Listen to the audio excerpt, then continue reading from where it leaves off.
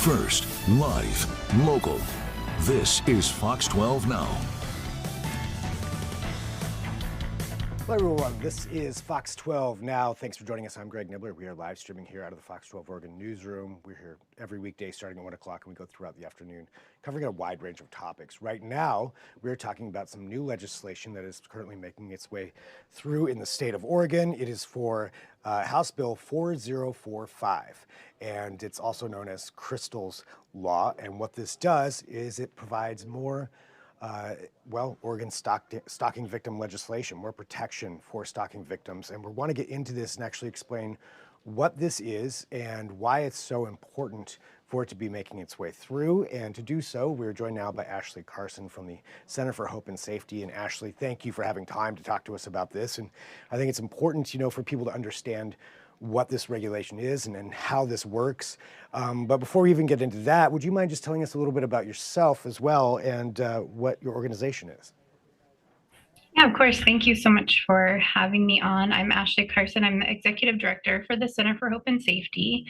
The Center for Hope and Safety provides a safe environment for survivors of domestic violence, sexual assault, stalking, human trafficking.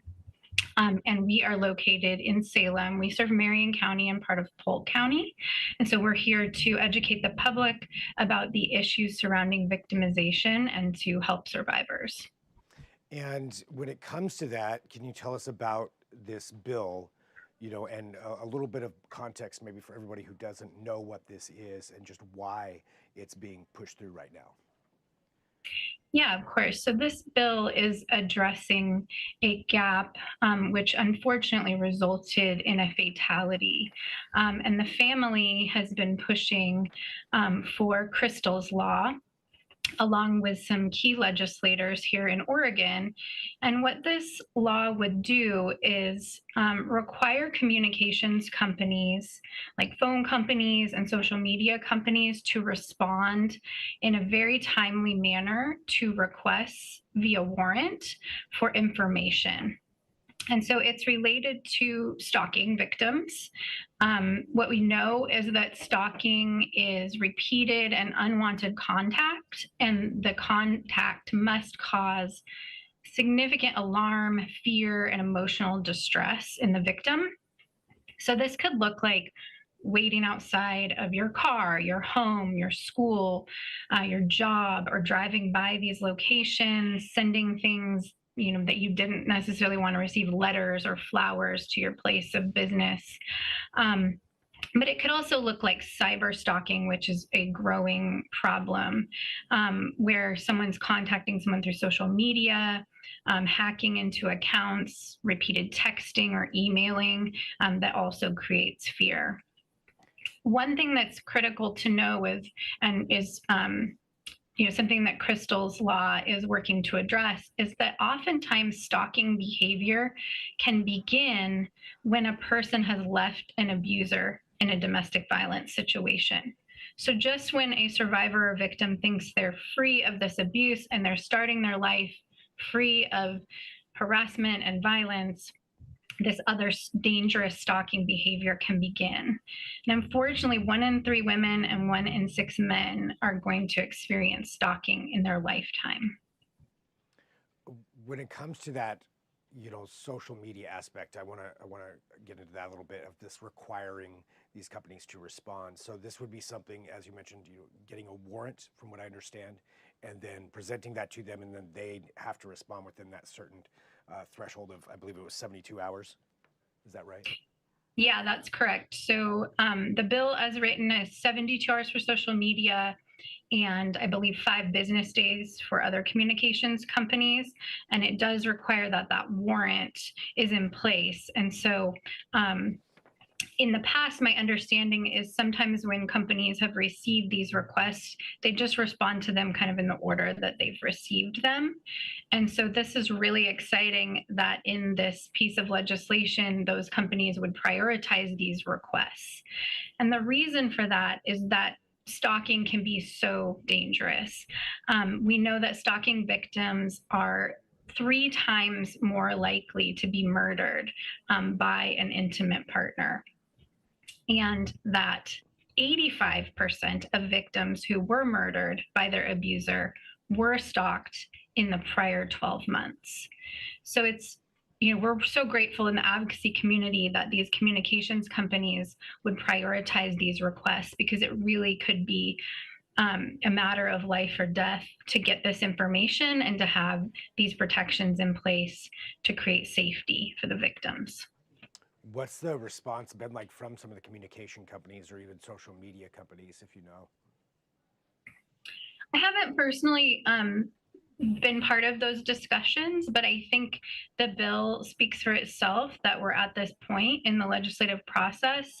It just passed the House. One of our local legislators here is one of the co-sponsors, Representative Mannix, and we have a couple other local co-sponsors that signed on because they know and have all worked with victims of stalking and domestic violence. I think they worked early with communications companies and all partners to talk about the importance of this issue. And I think it's on a good path, and we're hopeful that it will eventually pass into law here in Oregon.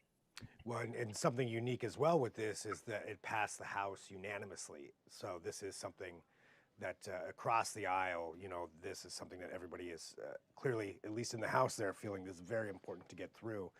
When it comes to this kind of legislation, is this a unique bill nationally, or are there other examples of bills like this in other states? It's my understanding that if this passes into Oregon law, this will be the first of its kind in the nation. And that I think the goal of Crystal's family is to ensure that other state legislatures adopt a similar approach so that more victims can be protected moving forward. And that's, to that extent, the most important part there too, protecting victims. If this law is passed, do you feel this will add an extra level of protection and maybe even save some lives, as you mentioned, for these victims that are out there?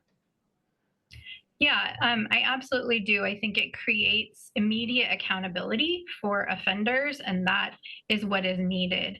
It creates a timelier response to prevent further harm to survivors or victims.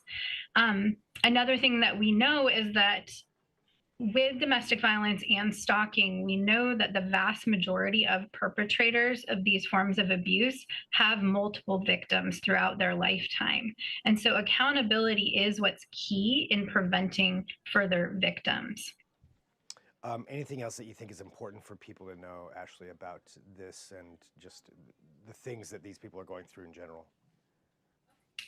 Well, I think it's really critical that if you are experiencing stalking behaviors or domestic violence or assault, please reach out to your local organization that's like Center for Hope and Safety here in Marion County.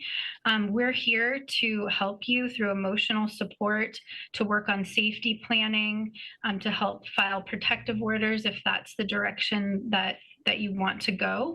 But it's always a good place to start if you think that you're experiencing these behaviors from anyone in your life, to reach out and start that conversation so that we can help you understand what's happening and work to keep you safe.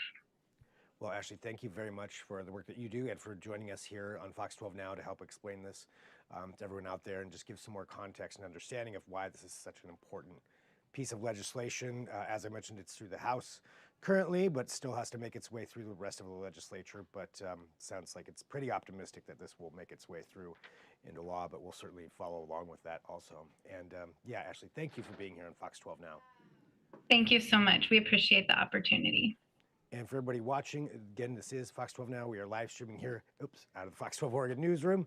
And we have more coming up here throughout the afternoon, but we get to have these longer form discussions like we just did with Ashley. So thanks for joining us. You can follow all of those on the Fox 12 Oregon app as well. We'll talk to you here in just a few. I'm Greg Nibbler. This is Fox 12 Now.